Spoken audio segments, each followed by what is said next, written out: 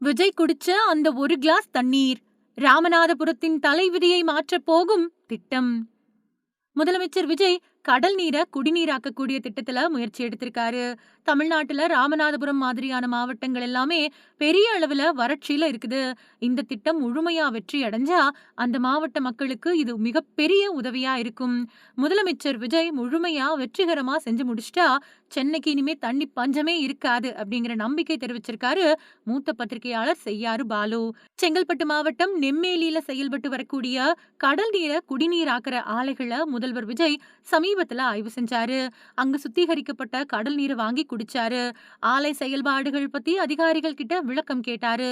பணிகளை குறிச்ச காலக்கெடுவுக்குள்ள முடிச்சு சீக்கிரமா பொதுமக்கள் பயன்பாட்டுக்கு கொண்டு வர அதிகாரிகளுக்கு உத்தரவிட்டாரு. முதல்வர் மேற்கொண்டிருக்கக்கூடிய இந்த நடவடிக்கை பத்தி செய்யாறு பாலு பேட்டி ஒண்ணு கொடுத்திருக்காரு. அதுல தொழில்துறை அமைச்சர் கீர்த்தனா ஒரு பள்ளிக்கு போய் ஆய்வு செய்யறேன் அப்படின்னு சொல்லி அங்க இருக்கக்கூடிய ஒரு மாணவி கிட்ட இன்னும் இங்கிலீஷ் தெரியலையா அப்படின்னு ஆச்சரியமா பேச போய் இப்போ விமர்சனத்துக்கு ஆளாகி இருக்காங்க. நானும் அரசு பள்ளியில தான் படிச்சேன் அப்படின்னு சொல்லியிருக்காங்க. ஆனா அவங்க படிச்சது அரசு உதவி பெறக்கூடிய ஒரு பெரிய பள்ளி அப்படிங்கிறதுக்கான ஆதாரங்களை இப்போ சோசியல் மீடியாவுல பலரும் ஷேர் பண்ணிட்டு வராங்க. பொதுவா தொழில்துறை அமைச்சருக்கு பள்ளி கல்வித்துறைக்கும் என்ன சம்பந்தம் இருக்குது? கல்வி அமைச்சரே கூட ஒவ்வொரு பள்ளிக்கும் நேரடியா போகணும் அப்படிங்கிற அவசியம் கிடையாது. அப்படி இருக்கிறப்போ இவங்க சம்பந்தமில்லாத துறைகள்ல போய் கேள்விகள் கேட்கறதும் அது வீடியோவா வெளியாகி விமர்சனத்துக்குள்ளாகிறதும் தவறான ஒண்ணுதான் அப்படின்னு அமைச்சர் நிர்மல்குமாரே சொல்லிட்டாரு. முதலமைச்சர் அலுவலகத்துல இருந்து முதலமைச்சர் விஜயோட உத்தரவின் பேர்ல அமைச்சர்கள் அவங்களுக்கு சம்பந்தம் இல்லாத துறை இல்லாத விஷயங்கள்ல போய் தலையிடாதீங்க, அரசு ஊழியர்களை தொந்தரவு பண்ணாதீங்க அப்படின்னு அறிவுறுத்தி இருக்காரு. இது உண்மையிலேயே நல்ல விஷயம். நிச்சயமா நாம ஒரு பள்ளிக்கு போகிறதா இருந்தா ஒரு IAS அதிகாரி கிட்டயோ இல்லனா DEO அப்படின்னு சொல்லப்படக்கூடிய மாவட்ட கல்வி அலுவலரிடமோ அனுமதி கேட்டுட்டு தான் போயிருக்கணும்.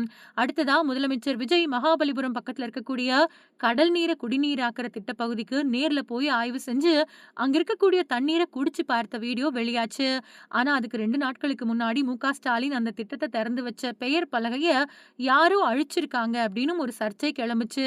இது தொடர்பா திமுக சார்பில் போராட்டம் நடத்த போறதா கூட செய்திகள் வந்துச்சு.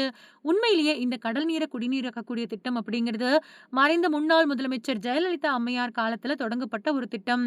அதுக்கு பின்னாடி ஸ்டாலின் ஆட்சிக்கு வந்தாரு. இன்னும் அது தொடர்பா ஆராய்ச்சிகள் பண்ணிக்கிட்டு தான் இருக்காங்க. சென்னை மாதிரியான ஒரு பெருநகரத்துல கடந்த காலங்கள்ல கடுமையான தண்ணீர் பஞ்சம் இருந்திருக்கு. சமீப காலமா கடுமையான கோடை காலம் இருந்தும் கூட இப்போ நகர்ல பெரிய அளவுல தண்ணீர் பஞ்சமே கிடையாது. இந்த கடல் நீரை குடிநீரா மாத்தக்கூடிய திட்டத்தை தற்போதைய முதலமைச்சர் விஜய் வெற்றிகரமா செஞ்சு முடிச்சிட்டா சென்னை மக்களுக்கு இனி குடிநீர் பஞ்சமே இருக்காது. துபாய் மாதிரியான வெளிநாடுகள்ல கடல் நீரை தான் குடிநீரா பயன்படுத்துறாங்க. அதை அவங்க வெற்றிகரமா செஞ்சும் காட்டுறாங்க. அப்படி இருக்கிறப்போ இதை நம்மால ஏன் செய்ய முடியாது? IIT பேராசிரியர்கள் அப்புறம் தொழில்நுட்ப வல்லுநர்களை கொண்டு இந்த தண்ணீரை சீரா விநியோகம் செய்யலாம். தமிழ்நாட்டுல ராமநாதபுரம் மாதிரியான மாவட்டங்கள் எல்லாமே பெரிய அளவுல வறட்சியில இருக்குது. இந்த திட்டம் முழுமையா வெற்றி அடைஞ்சா அந்த மாவட்ட மக்களுக்கு இது ஒரு பெரிய உதவியா மாறும். ஆனா இதுக்கு முன்னாடி நடைமுறையில் இருக்கக்கூடிய திட்டத்தை இப்போ போய் விஜய் ஆய்வு செய்யறாரு, போட்டோ எடுத்துக்கிறாரு, சீன் போடுறாரு அப்படின்னு விமர்சனம் பண்றதுல அர்த்தமே இல்ல. இந்த திட்டத்தை விஜய் முழுமையா வெற்றிகரமா செஞ்சு முடிச்சிட்டா சென்னைக்கு இனிமே தண்ணி பஞ்சமே வராது அப்படின்னு சொல்லியிருக்காரு.